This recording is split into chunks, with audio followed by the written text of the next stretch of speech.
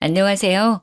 저는 40대에 접어든 여자로 저에게 일어난 아주 기가 막히고 코가 막히는 일을 썰로나마 풀어보려고 이렇게 사연을 보내봅니다. 정말 몇 년 동안 지지부진하게 끌고 가던 일을 몇 개월 전 해치우고 시끄러운 속을 달래고 나니 썰을 풀 용기가 생겨나네요. 조금 답답하실 수도 있지만 저 나름대로 사이다스럽게 대처한 것 같아서 자랑 삼아 이야기를 풀어보려 합니다. 재미나게 들어주시고 추천도 눌러주시면 감사하겠습니다. 저는 남편과 연애할 때부터 남편의 호르몬이 때문에 아주 고민이 많았습니다. 보통 고부간의 갈등은 남편의 중재가 참 중요하다고 하잖아요. 근데 저희는 연애할 시절부터 삐걱거림이 참 많았어요. 시모는 남편이 어린 시절 시부가 갑작스럽게 세상을 떠나시고 안 해본 일이 없다고 할 정도로 굳은 일 다 해가시며 남편을 키워내셨거든요. 그 당시 여자 혼자 어린 아들 키우려니 얼마나 주위에서 따가운 시선을 많이 보냈겠어요. 게다가 시모가 어린 나이에 시집가서 남편을 낳았다고 했거든요. 억척스러움은 기본이고 남의 눈치를 살피지 않고 무대뽀로 자기 의견만 내세우는 그런 사람이 됐죠. 시모 말로는 그렇게 하지 않으면 남편을 혼자 키워낼 수 없었을 거라 했어요. 하지만 시대가 변했잖아요. 요즘 이혼율은 올랐고 혼자 아이 키우는 일이 뭐가 손가락질 받을 일이라고요. 시대가 변한 만큼 시모도 마음가짐을 달리 먹어야 하는데 옛날 그 시절 그때에 머물러 있으니 충돌이 일어날 수밖에요. 시모는 제가 남편과 연애할 때부터 남편을 쥐락펴락하지 못해 안달난 사람처럼 굴었습니다. 요즘 소위 말하는 가스라이팅이라고 하죠. 남편에게 끊임없이 세뇌를 시키는 겁니다. 너는 그렇게 하면 안 돼.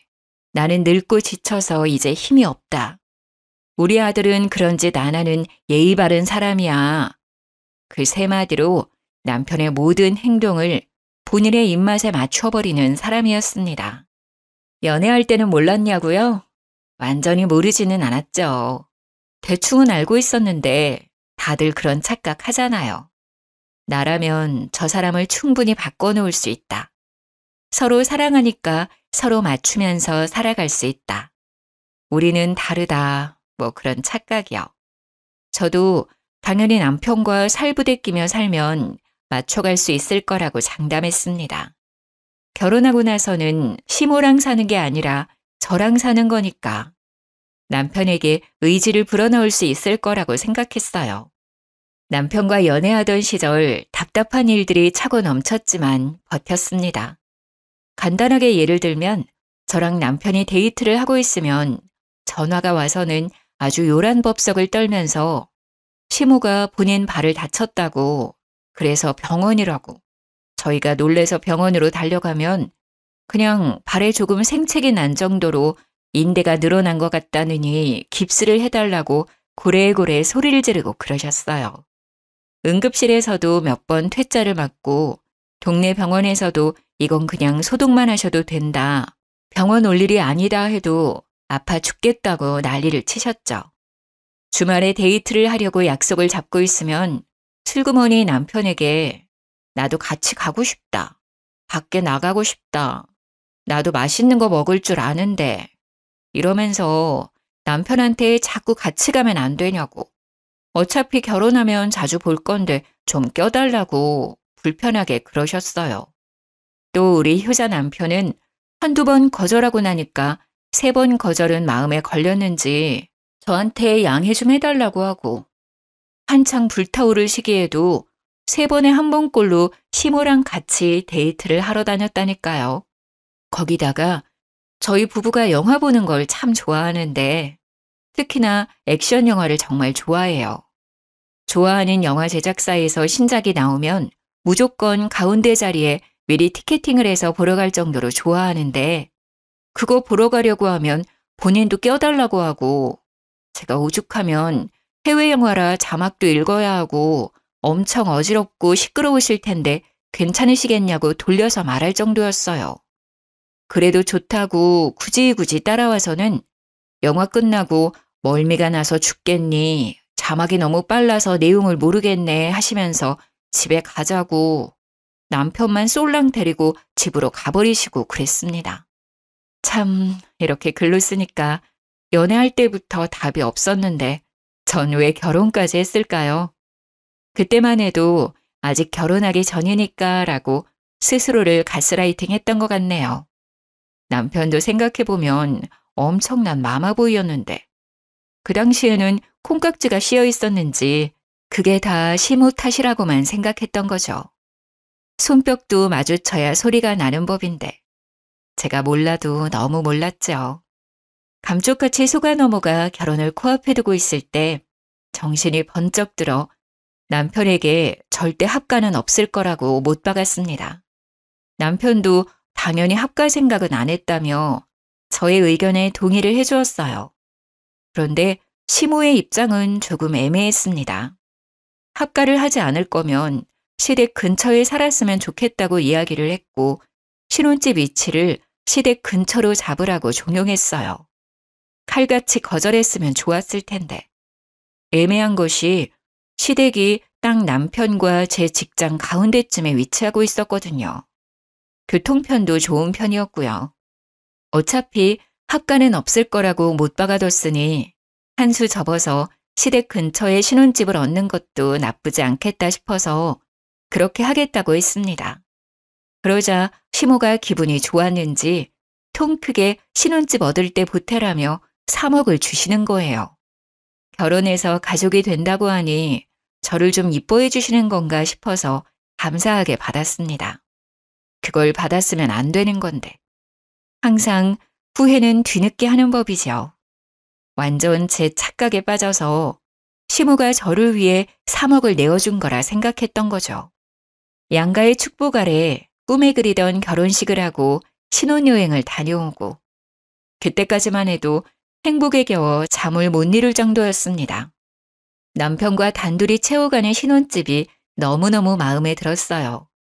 맞벌이로 지친 와중에도 서로를 챙기고 밥상을 같이 나누는 게 또 소소한 행복이더라고요. 그런데 6개월쯤 지나서부터 그 행복에 조금씩 금이 가기 시작했습니다. 남편은 결혼 전부터 이직을 하고 싶어 했어요. 그 당시에 다니던 회사가 일은 많은데 연봉이 적었고 연봉 협상 테이블 상황도 여의치 않았거든요. 영업부라 허구한 날 술을 먹어야 했는데 이렇게 술독에 빠져 살 거면 차라리 돈이라도 많이 주는데 가고 싶다고 했습니다. 근데 기회가 찾아온 거예요. 연봉이 1.7배나 높은 회사에서 스카우트 제의가 왔고 남편은 뒤도 돌아보지 않고 이직을 했습니다. 결혼도 했고 아파트 대출금도 갚아야 하고 이세를 생각하면 바짝 벌어야 했으니까요. 다른 신혼부부들도 아마 같은 생각을 했을 거예요. 연봉만 1.7배 높은 게 아니라 술을 먹어야 하는 빈도수도 1.7배 늘어난 건 어쩔 수 없는 수순이었고요. 남편이 술을 꽤 하는 사람임에도 불구하고 점점 만취되어 집에 들어오는 거예요. 처음에는 그래도 술 먹고 들어와서 대화가 좀 되긴 했었는데 시간이 지날수록 집도 못 찾아오고 현관 앞에서 잠들지를 않나 술을 하도 마시니까 위장에도 탈이 나고 현관 복도며 집 거실이며 토사물을 뱉어놓기도 했어요. 저는 그걸 채우면서 스트레스를 받기 시작했죠. 겨우 결혼한 지 6개월 지났을 뿐인데 남편이 허구한 날 술에 취해 들어온다고 생각해보세요. 자다가도 벌떡 일어나 토하러 가고 다음날 아무 기억도 못하고 저한테 집에 어떻게 왔어? 하고 되묻는 놈이라면 같이 살고 싶으시겠어요? 그래서 제가 친정 부모님께는 차마 말 못할 것 같고 시모를 붙잡고 여러 번 하소연을 했습니다. 남편이 술을 먹고 들어오니까 부부관계도 없고 이래서는 애를 언제 가질 수 있을까 싶어서 말이죠. 그랬더니 시모가 남편 편을 막 들면서 애는 천천히 가져도 상관없지 않냐고 그러시더라고요. 그래도 나이가 나이인지라 하루라도 빨리 애를 낳고 키워야 노후 준비도 빨리 할 수 있지 않냐고 반문했더니 저한테 뭐라는 줄 아세요? 딱 이러셨어요. 근데 그 애가 안 들어서는 게 우리 아들이 술 먹어서 그런 게 맞니? 우리 아들이 건강한 체질이라 그렇게 문제가 있진 않을 건데. 그 말이 무슨 뜻이겠어요? 문제가 있으면 너한테 있지 우리 아들한텐 없다. 그러니까 애가 안 생기는 건 너의 탓이다. 하고 말한 거예요. 아니, 남편이 맨날 술 먹고 들어와서 뻗어서 잠만 자니까 애가 안 생기는 건데 그걸 어떻게 제 탓을 할 수 있는 거죠? 그냥 듣고 싶은 대로만 듣는 거예요. 타이밍이 맞아야 애가 생기든지 말든지 할 텐데 그건 쏙 빼놓고 그냥 제 몸에 문제가 있는 건 아니냐고 자기 듣고 싶은 대로 듣고 말하고 싶은 대로 하는 거예요. 그게 너무너무 열받더라고요. 제가 웃으면서 하늘을 봐야 별을 따져 했더니 여자가 부끄러운 줄도 모르고 그런 이야기를 한다고 또 버럭하시고 잘 지내고 싶어도 잘 지낼 수 없는 관계가 고부관계라더니 그 말이 실감나는 순간이었습니다. 어느 날은 시모가 나한테 남편이 맨날 늦게 들어오는데 혼자 있는 게 외롭진 않냐고 하시더라고요. 저도 퇴근하고 나면 저녁 7시는 되고 남편이 뭐 언제 들어올지는 몰라도 11시에서 새벽 1시 사이에는 들어오니까 그때까지 집 정리도 좀 하고 TV도 보고 취미 생활하느라 사실 그 시간이 지루하거나 하진 않았거든요. 아주 가끔 술 한잔 땡길 때는 외로울 때도 있지만요. 그래서 제가 그냥 글쎄요 하고 말았더니 저한테 냉큼 내가 여기 들어와서 같이 살까? 이러시는 거예요. 제가 너무 놀라서 거침없이 시모에게 말을 하고 말았습니다. 어머님, 그게 무슨 소리세요? 집이 코앞인데 합칠 이유가 없죠. 그랬더니 시모가 입을 삐죽이면서 저한테 묻더라고요. 넌 나랑 같이 사는 게 싫으니? 보통 며느리들 같으면 면전에 대놓고 싫은데요? 이런 말 못하겠지만 저는 입 빨린 말을 잘 못하는 성격이라 바로 말했어요. 제가 생각해도 무슨 용기로 그런 말을 했는지 모르겠네요. 싫어요, 어머님. 저희 맞벌이인데 어머님이 저희랑 같이 살면 부부 빨래에 청소에 밥에 그거 다 해주셔야 되는데 그러면 어머님도 불편하고 저도 불편하지 않을까요? 지금처럼 적당히 거리 있게 지내는 게 좋을 것 같아요. 그러자 시모가 알겠다고 하더라고요. 제가 현실적으로 청소에 밥에 빨래 이야기까지 나오니까 솔직히 하기 싫으셨겠죠. 제가 전업주부도 아니고 일을 하고 있으니까요. 만약에 집에서 남편이 벌어다 주는 돈으로 생활하는 전업주부였다면 시모는 몸만 달랑 와서 저를 엄청 괴롭히고도 남을 사람이었어요. 매일같이 잔소리에 대면서 이거 해라 저거 해라. 우리 아들 돈 아까운 줄 모른다고 내내 외치셨겠죠. 그때만큼은 제가 일을 그만두지 않은 걸 정말 다행으로 생각했습니다. 그런데 항상 제 예상대로만 일이 흘러가는 건 아니었어요. 사고가 터지고 말았습니다. 남편이 그날도 술을 먹고 집으로 귀가하는 중이었고 저희 아파트가 신식 아파트는 아니라서 현관 입구에 계단이 좀 많았거든요. 근데 높이가 좀 일정치 않고 제멋대로이기도 하고 미끄럼 방지 처리가 되어 있었는데 그게 쇠붙이로 되어 있었어요. 평소에도 계단을 뛰어내려가던 어린아이들이 많이 다치는 곳이기도 해서 수리를 해야 된다는 이야기도 돌고 있었던 자리였습니다. 그 계단에서 하필이면 남편이 발을 헛디뎠고 높은 계단은 아니었지만 날카로운 쇠붙이를 얼굴로 긁으며 고꾸라지는 바람에 크게 다친 거였어요. 밤에 자려고 누웠다가 경비 아저씨 연락을 받고 뛰쳐내려갔는데 진짜 너무 깜짝 놀랐습니다. 얼굴이 다 긁혀서 상처투성이었고 발을 심하게 삐었는지 발목이 돌아간 것처럼 보였어요. 놀래서 눈물도 못 흘리고 악소리만 내고 있는데 경비 아저씨가 구급차를 불러주셔서 병원으로 급하게 이송이 되었습니다. 얼굴은 완전히 다 긁혔지, 발에는 깁스를 했지, 피멍도 막 올라오지, 치아도 흔들린다고 하더라고요. 거기다가 속의 뼈가 어찌 다쳤는지, 머리는 안 다쳤는지 정밀 검사를 해봐야 한다는 의사 말에 너무 놀랬습니다. 뇌파 검사를 위해서 빈속으로 진행되어야 하니 금식하라는 안내를 받고 입원 병동에 들어갔어요. 남편은 그 와중에도 술이 덜 깨서 비몽사몽하고 있고 저는 잠이 확 깨서 남편 옆에서 간호를 하고 미리 시모한테 연락을 했었는데 한두 시간 있다가 병원에 도착하셨더라고요. 그러면서 우리 아들 술 먹고 속이 얼마나 아프겠냐면서 글쎄 흰죽을 쏘아다가 오신 거예요. 보온병을 열어서 흰죽을 꺼내 남편 입에 들이미는데 의사가 금식을 해야 된다고 했잖아요. 너무 놀래서 시모 손을 탁 쳐냈더니 도끼 눈을 뜨면서 저를 째려보시더라고요. 어머님, 이 금식해야 된대요. 검사가 밀려 있어서 잠시 병실에 온 거예요.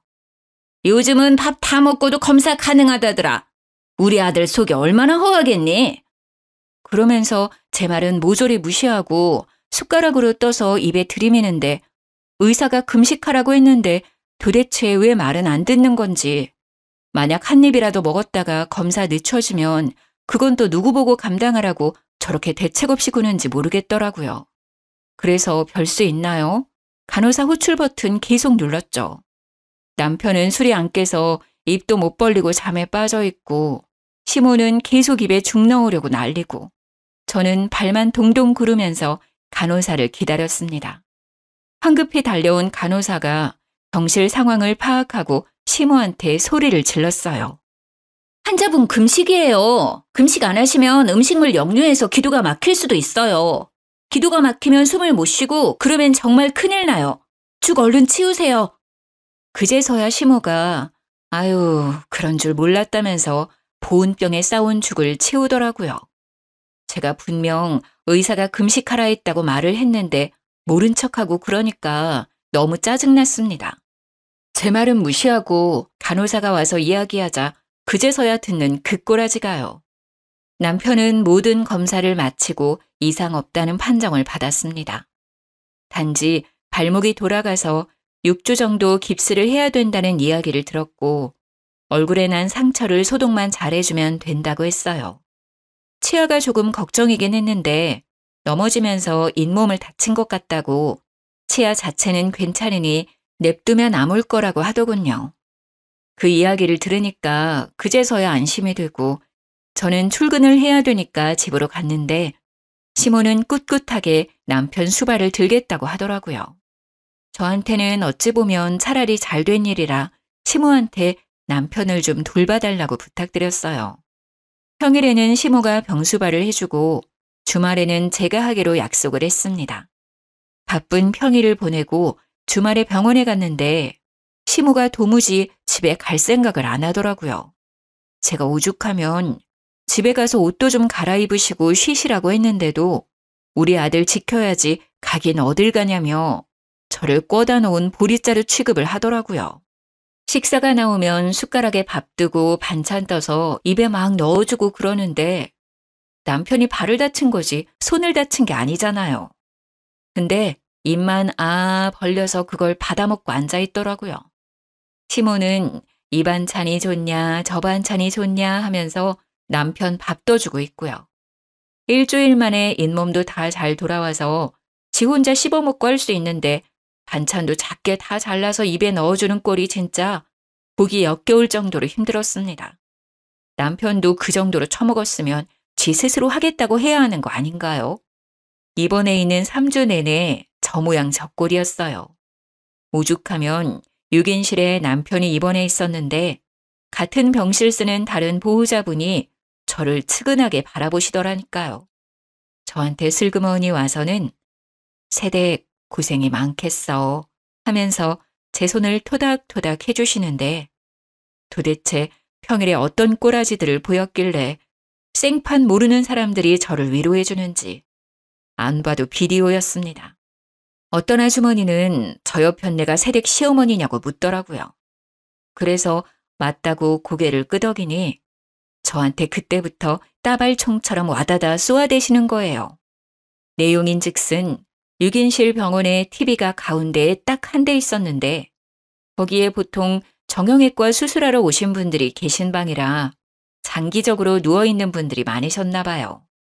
그래서 병실 내에 계신 보호자들끼리 암묵적인 규칙을 두고 TV를 보셨대요. 일일 드라마, 주말 드라마 같은 걸 딱 하나로 통일해서 보고 계셨던 거죠. 우리 시모가 병실에 자리 잡기 전까지는 아무 문제 없이 순번 지켜가면서 잘 보셨다고 했어요. 그런데 일일 드라마 보는 시간에 시모가 갑자기 TV 리모컨을 쓱 들고 가더니 본인 보고 싶은 프로그램을 막 돌리더래요. 그래서 한 아주머니께서 우리 어디 채널에 있는 드라마 보니까 거기로 돌려달라 하셨나 봐요. 그러니까 우리 시모가 한다는 소리가 나는 그 드라마 안 보는데 왜 같이 봐야 하냐면서 자긴 다른 거 보겠다고 채널을 돌리더래요. 물론 다른 시간대에도 시모가 리모컨을 쥐고 마음대로 채널을 휙휙 돌렸다네요. 시모가 나이가 있으니까 다른 보호자분들도 놓친 애한테 싫은 소리는 못하고 속으로 끙끙 앓고만 있었던 거죠. 그러다가 한 아주머니랑 서로 이기적인 애 뭐네 하면서 싸우기까지 했다고요. 서로 눈도 안 마주치고 지낸다면서 시모가 자리 차지한 이후에 병실 분위기가 살얼음판이라고 저보고 안하 모인 시모랑 어떻게 사냐면서 고생 많다고 절 측은하게 보는데 정말 쥐구멍에 숨고 싶었습니다. 오죽하면 제가 돌아다니면서 일일이 죄송하다고 사과를 드려야만 했어요. 그렇게 한 달이 지나자 발목이 많이 붙었으니까 이제는 통원 치료를 받으면 될 것 같다며 의사 선생님이 퇴원을 하라고 얘기하셨어요. 한 달 동안의 입원 생활을 청산하고 짐을 챙겨서 집으로 돌아왔는데 남편 챙긴다고 따라온 시모가 집에 갈 생각을 안 하더라고요. 처음에는 그냥 밥이라도 먹고 가시려나 보다 하고 대수롭지 않게 생각했는데 밤 11시가 다 되어가는 시간임에도 거실에 붙박이장처럼 가만히 쓰시는 거예요. 약간 불안한 마음이 들어서 시모한테 시간이 늦었으니 이만 집에 가보시라고 했죠. 그랬더니 저한테 말을 막 쏘아붙이시더라고요. 예, 나 없으면 우리 아들 밥은 누가 챙겨주니? 이제 이 일상생활은 가능하다고 하는데 알아서 차려 먹겠죠. 배달을 시키던가요. 내가 있는데 굳이 그럴 필요 있니? 우리 아들 발이 아직 불편한데 어디가 일상생활이 가능하다는 거야. 너 출근하고 나면 내가 다 챙길 테니 걱정 말고 일 보거라. 솔직히 남편의 상태가 완전히 좋아진 건 아니니까 시모의 말에 일리도 있고 제가 반박할 거리가 없게 오목조목 말하더라고요. 그 와중에 제 고집 부린다고 집에 가시라고 등 떠밀 수도 없는 상태고 무엇보다 남편이 시모가 옆에 있었으면 하는 것 같았습니다. 그래서 그냥 알겠다고 할 수밖에 없었죠. 저야 뭐 일하고 와서 늘 그랬던 것처럼 시간을 보내면 될 거라고 생각했어요. 그런데 그건 제 착각이었습니다. 자연스럽게 짐을 하나둘 옮기고 우리 집에 딱 눌러붙기 시작하는데 느낌이 쎄하더라고요. 이대로는 안 되겠다 싶어서 일부러 불편하시라고 주말에는 친정으로 피신을 가 있기도 했어요. 그런데 제가 눈치를 주려고 일부러 틱틱거려도 꿋꿋하게 저희 집에서 나갈 생각을 안 하시는 거예요. 일주일만 참자, 2주일만 참자 하고 남편이 깁스를 풀 때까지 기다렸습니다. 남편이 마지막 통원 치료를 마치고 깁스를 딱 풀고 나니까 드디어 시모에게서 해방이 되겠구나 했습니다. 그런데 시모가 나갈 생각을 안 하는 거예요. 점점 속이 타기 시작했죠. 시모 집이 뻔히 있는데 코앞인데도 불구하고 점점 짐만 늘려가고 어느덧 방까지 하나 떡하니 차지한 걸 보고 이걸 어찌해야 하나 고민했습니다. 시모를 티 안 나게 내쫓는 방법이 무엇이 있을까? 인터넷에 고민을 올려보기도 하고 맘카페에도 글을 올려보고 했지만 딱히 좋은 수가 없었어요. 다들 그냥 이혼하세요 하고 말더라고요. 남일이라 쉽게 말하지 이런 걸로 이혼하는 게 쉽냐고요. 그러다가 이 사연 채널을 알게 되었습니다. 열심히 보다 보니 사이다 대처법들이 많더라고요. 그래서 실행에 옮기기로 했죠.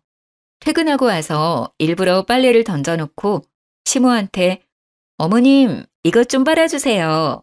흰 셔츠라 손세탁해야 하는 거 아시죠? 하기도 하고요. 어머님 밥은 언제 준비되나요?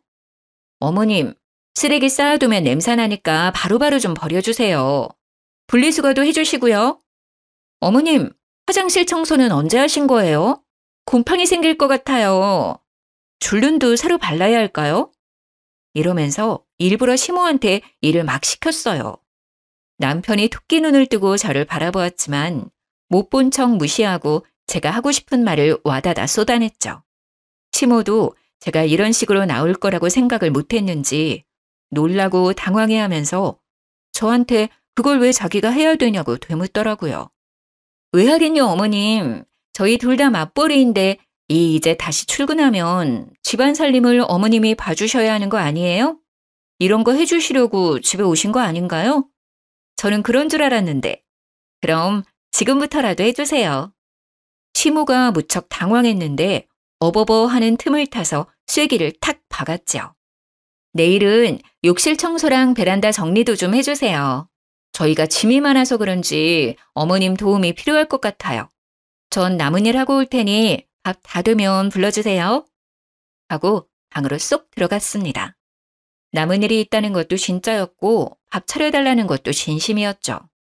홀가분한 마음으로 신나게 재택근무를 하고 밥 다 됐다는 시모의 퉁명스러운 말에 나가서 밥을 신나게 먹었습니다. 남이 차려준 밥 먹으니까 진짜 꿀맛이더라고요. 밥을 다 먹고 난 다음 설거지통에 식기를 가져다 놓고 저는 남은 일 하러 가볼게요 하고 방에 또 들어갔어요. 그러니까 시모가 기가 막혀 하면서 저의 뒤통수에 대고 헛기침을 하시는데 일부러 모른 척 했습니다. 결국 남편이 따라 들어와서 저한테 한 소리 하려고 하더라고요. 제가 먼저 선수 쳤죠. 분명 합가는 없다고 못 받고 결혼했다고. 어머님 나가실 때까지 이렇게 할 거니까 그런 줄 알라고 딱 잘라 이야기하니까 남편도 아무 말 못했습니다. 결혼 전에 자기가 뱉어놓은 말이 있는데 이제 와서 말 바꿀 수도 없는 일이니까요. 아직 결혼한 지 2년이 채 안 된 상황에 제가 어떤 식으로 나올지도 모르니까요. 마마보이 같은 놈이라는 걸 그때 정확히 파악했죠. 다음 날 아침에 출근하려고 하는데 시모가 저를 보면서 약간 우물쭈물 말을 하더라고요. 이제 나는 내 집으로 가련다. 우리 아들도 깁스 풀고 나니까 멀쩡해 보이고. 그러면서 짐 챙겨서 먼저 나가더라고요. 남편은 뒤통수에 대고 우리 엄마 잘 가라고 무슨 영영 생리별 하는 사람 마냥 인사하고 앉았고. 저는 그 꼴 보면서 또 기가 막히고요. 시모가 사라지니까 저한테 슬쩍 정말 합가 생각 없냐고 물어보대요. 그래서 죽어도 없다고 이야기했죠. 솔직히 시모가 청소해주고 빨래해주고 밥해주고 하면 고민해보겠다고 했어요. 근데 그런 거 아니고 내가 할 일이 하나라도 더 늘어나면 절대 못한다고 얘기했죠. 남편이 입을 삐죽거리면서 냉정하다 어쩐다 하는데 도대체 처음 했던 약속은 어디 가고 이제 와서 딴소리인지.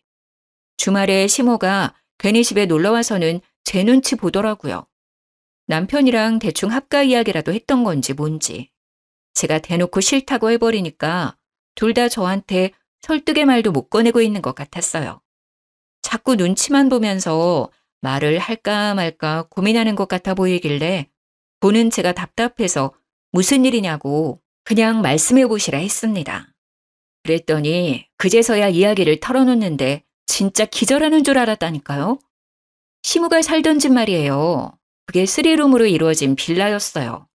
지은 지 좀 오래된 집이긴 하지만 보수가 잘 되어 있는 집이라 큰 문제는 없었고요.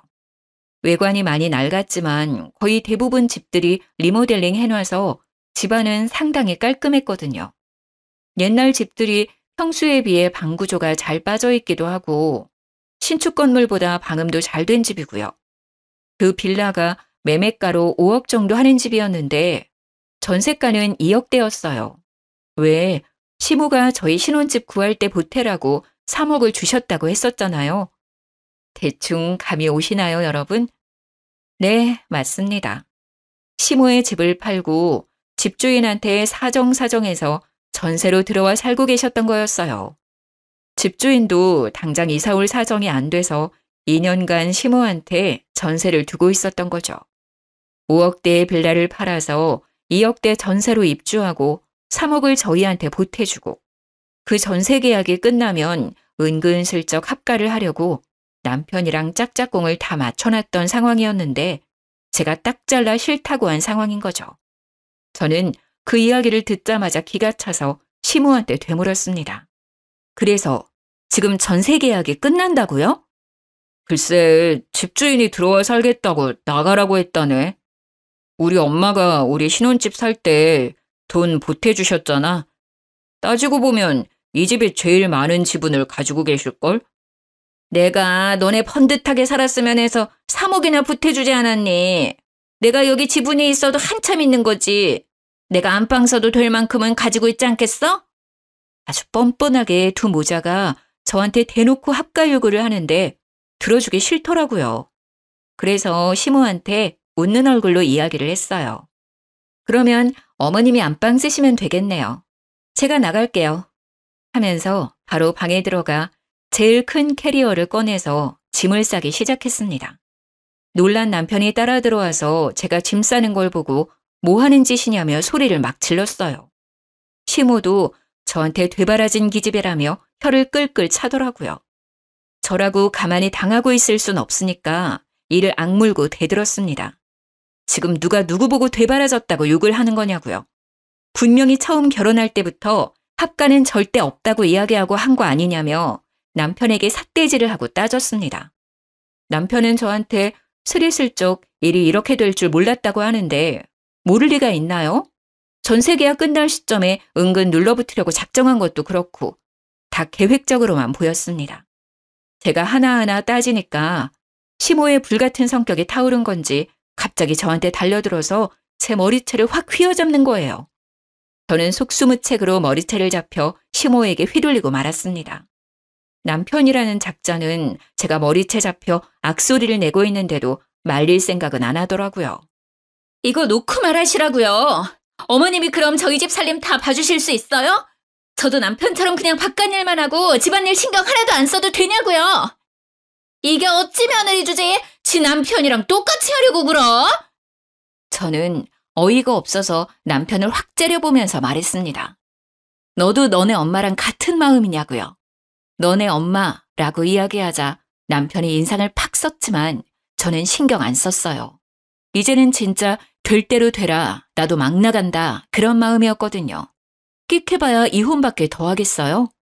애도 없겠다. 그냥 이혼하고 혼자 사는 게 더 낫겠다 싶기도 했습니다. 당신이 말해보라고. 당신도 어머님이랑 같은 생각이야? 며느리 주제에 남편이랑 똑같이 하려고 드냐는 그 말에 동의하냐고. 아무래도 남자는 하늘이고 여자는 땅이니까 엄마 말이 틀린 건 아니지. 저는 그런 쌍팔년도 영화에나 나올 법한 대사를 남편 입에서 듣게 될 줄은 꿈에도 상상 못했습니다. 너무 어이가 없어서 콧방귀가 절로 끼어지더군요. 남편은 시모 옆에 찰싹 붙어서 저를 못된 년으로 만들려고 하는 것 같았어요. 계속해서 다 늙은 시어머니가 살면 얼마나 살겠냐고 다른 집은 서로 모시려고 하던데 이러면서 말 같지도 않은 소리 하더라고요. 다들 아시겠지만 어느 며느리가 시모 모시고 사는데 쌍수 들고 환영합니까? 당신은 지금 하늘에 매달려서 살고 있다고 생각해? 땅에 두 다리 붙이고 살고 있는 거 아니야? 결국 여자 없으면 살지도 못하는 놈이 무슨 입이 뚫렸다고 남자는 하늘이고 여자는 땅이라는 소리를 해? 뭐가 어쩌고 어째? 하늘 같은 남편을 우러러볼 생각은 않고 지금 우리 아들이 너 없으면 아무것도 못한다는 거야 뭐야? 허구한 날 술에 취해서 여기저기 토해놓고 옷도 맨날 뒤집어서 벗어놓는 인간이 저 없이 뭘 하겠어요? 저도 그동안 할 말 없어서 입 다물고 살았던 거 아니거든요? 이런 식으로 나오면 이혼할 거예요. 머리채 잡은 것까지 위자료 톡톡하게 준비하셔야 될 겁니다. 제가 이혼의 위자료 이야기를 하니까 둘 다 아무 말도 못하고 입만 떡 벌리고 있었습니다. 저는 이때다 싶어서 와다다 쏟아냈어요. 나는 분명 합가는 절대 못한다고 이미 말을 해뒀는데 그걸 굳이 못 지키겠다고 한다면 나도 더 할 말 없네요. 평생 어머님이 이 수발을 들든 말든 저는 탈출해야겠어요. 참나, 누가 무서울 줄 알고? 그래, 너 나가. 내가 내 아들 챙기면서 잘 살 테니까 너는 짐 챙겨서 나가. 저는 네, 알겠습니다 하고 서둘러 옷가지들과 제 귀중품을 챙겨서 나왔습니다. 남편이 저의 팔을 턱 붙잡았지만 더 센 힘으로 뿌리치고 나와서 택시를 잡아 타고 친정으로 왔어요. 제가 큰 캐리어까지 들고 친정에 오니 부모님께서 너무나도 놀라셨지만 저는 천천히 모든 일을 이야기해드렸습니다. 아빠는 저한테 이혼까지 할 일이냐고 반문했지만 엄마가 아주 든든하게 제 편을 들어주셨습니다. 이래서 남자들이란 다 똑같다는 거야. 지네 엄마 챙길 줄이나 알지 평생 붙어 사는 마누라 챙길 줄은 모른다니까. 왜 결혼만 하면 효자 노릇 못해서 안달인지 모르겠다. 네 아빠도 똑같이 그러더니 내가 아주 입이 없어서 그동안 참고 산 줄 알지? 엄마가 씩씩거리니까 아빠가 바로 엄마 화를 풀어준다고 변명을 막 하더라고요. 저는 아빠한테 엄마 같은 사람 어디에도 없으니까 잘 좀 하라고 했어요. 모질이 같은 남편 덕분인지 저희 부모님 사이에 쌓여있던 앙금도 이 기회에 풀어버렸고요. 저는 이혼하겠다고 번복은 없다고 친정 부모님께 딱 말씀드리고는 이혼 서류를 프린트해서 착실하게 적어 나갔습니다. 빈칸 없이 꽉 채워서 다음날 눈 뜨자마자 집에 찾아가 미처 가져오지 못한 짐들을 챙기고 남편과 시모에게 서류를 내밀었어요.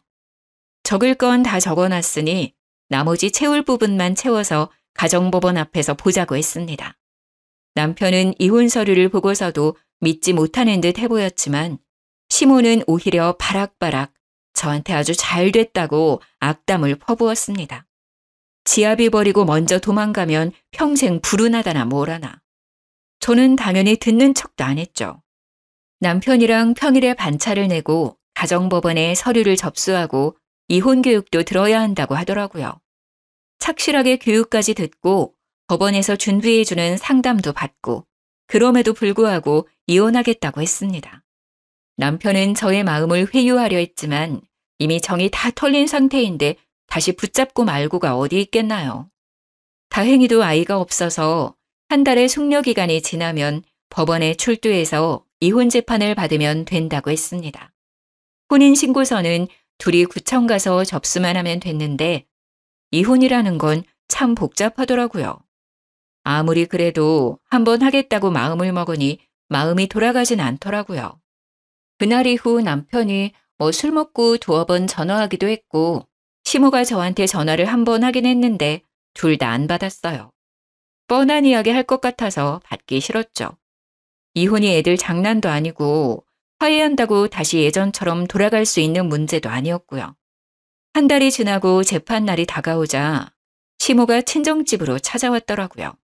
엄마한테 이런 일로 이혼하는 게 영 말이 안 되는 것 같다 하면서 자식 교육을 어떻게 시킨 거냐고 합가하는 게 뭐가 문제라고 이게 이혼까지 할 일이냐고 따졌다는데 엄마가 시모한테 소금을 뿌렸대요.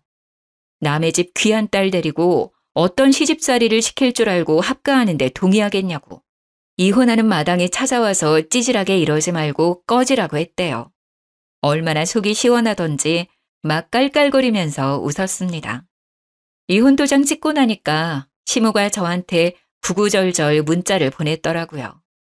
한 달 동안 남편의 히스테리에 술주정에 아주 정신이 쏙 나갔었나 봐요.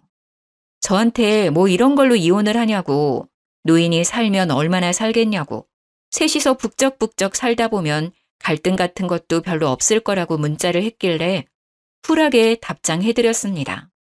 앞으로 아들이 술 처먹고 들어와서 토하는 거 잘 치우시고요. 고래고래 소리 질러서 주위 이웃들이 민원 넣는 것도 잘 해결하시면서 원만하게 사시고요. 현관 앞에서 잠드는 경우 많으니까 입 돌아가지 않게 입을 잘 덮어주시고요. 집안일 열심히 하시면서 아들 뒷바라지 잘 해보세요. 저는 저 혼자 잘 먹고 잘 살겠습니다까지 붙여서 완전히 약을 올렸더니 쉬지 않고 전화가 오더라고요. 바로 전화기 전원 꺼버렸습니다. 전 남편이 되어버린 그 사람에게도 앞으로 쓸데없이 연락하지 말고 모르는 사이로 지내자고 했고요. 이혼 확정 나온 서류를 구청에 제출하고 나니 제 배우자 이름에 남편 이름이 사라지더라고요. 등본까지 딱 떼서 깔끔하게 확인하고 가벼운 마음으로 집으로 돌아와 축하 파티를 했습니다. 제가 만약 다른 분들의 사연을 몰랐다면 이런 사이다 대처가 가능했을까요? 집단 지성이라고들 하죠. 여럿이 힘을 합치니 제가 생각도 못한 말들이 쑥쑥 나오더라고요. 덕분에 하고 싶은 말도 다 하고 깔끔하게 이혼하고 돌아왔지요. 벌써 저에게는 몇 개월이나 지난 일이지만 다시 생각해도 참 잘했다 싶습니다. 비가 많이 오는데 다들 빗길 조심하시고요. 제가 바라는 건 그냥 두 모자가 아주 평생 알콩달콩 서로의 뒷바라지하면서 잘 살길 바랄 뿐입니다. 저는 너무나도 홀가분한데 전시모는 짐덩어리 짊어진 기분이겠죠? 정말 고소해 죽겠네요. 여러분들도 저처럼 늘 고소하고 깔끔한 일들만 가득하시길 바라겠습니다. 제 이야기를 끝까지 들어주셔서 너무 감사해요. 다음에 또 재미있는 이야기 생기면 들고 오겠습니다.